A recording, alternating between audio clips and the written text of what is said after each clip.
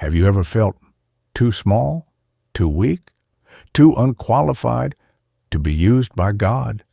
Then maybe, just maybe, you're exactly the kind of person He's looking for. Let me tell you a story, a true story, about a man who was hiding in fear and how God turned him into a mighty warrior. This is the story of Gideon. Israel was in chaos. For 7 years, the Midianites had invaded the land. They burned their crops, stole their food, and left God's people in fear and hiding. And that's where we meet Gideon, not leading, not fighting, but crouched down inside a wine press, secretly threshing wheat, hiding. Then suddenly, an angel appears and says something no one expects. "The Lord is with you, mighty warrior."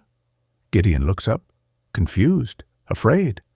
"Mighty warrior," he says, "but I'm the weakest in my family, and my family is the weakest in our tribe."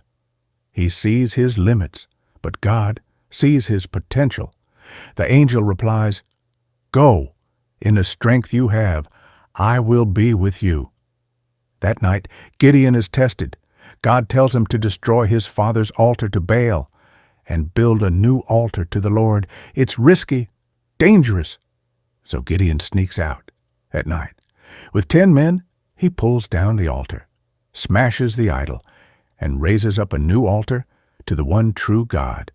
When morning comes, the town is furious. "Bring out your son, he must die."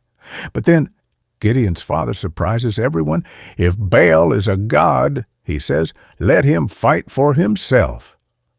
And just like that, the tide begins to turn. The Midianites prepare for war. Gideon sounds the trumpet. Thousands of Israelites gather to fight, but Gideon still isn't sure. So he asks God for a sign.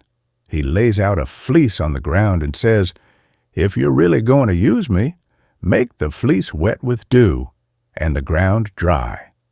The next morning, it happens. Still, he asks again. This time, let the fleece be dry and the ground wet.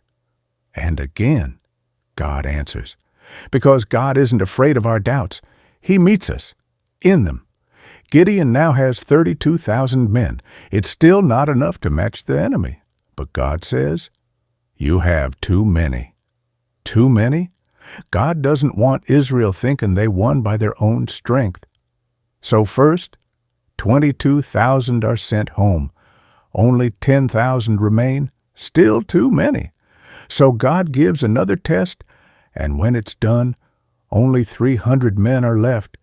300 against an army that covered the valley like locusts. The odds? Impossible. But not for God.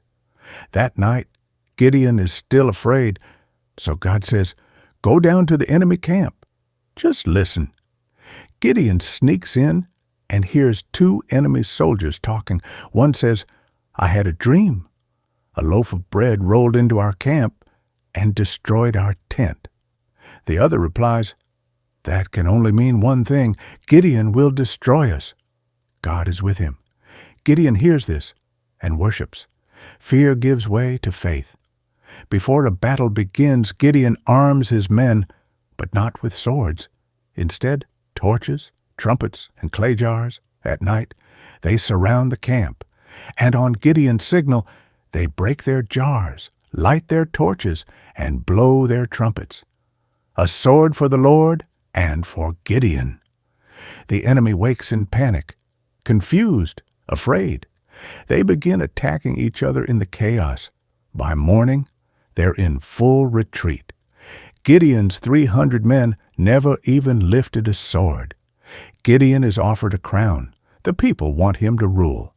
But he says, "I will not rule over you. The Lord will rule over you." He knew who the true king was.